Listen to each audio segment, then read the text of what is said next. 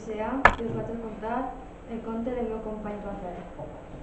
Un any, la nostra professora de valencià ens va dir que celebrarien uns premis literaris anomenats Premis Sambor.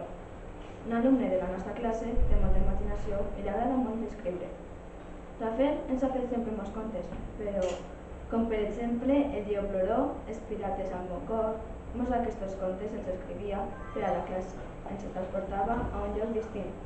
Una vegada recorde que ens vam anar a Roma, una altra a Madagascar, Àfrica, Àsia, i cada vegada climes diferents, fred, calor.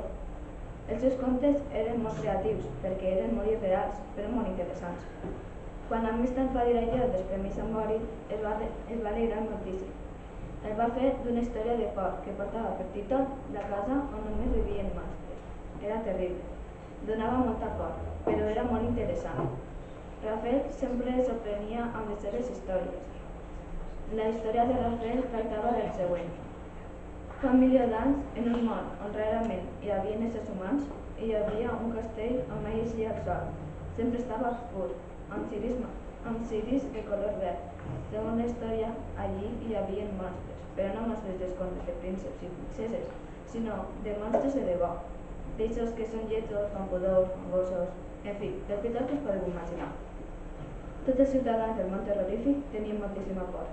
Rafael tenia moltes ganes de que digueren els guanyadors als Premis Sambori, però si no guanyava no passava res, perquè almenys s'ho va passar molt bé.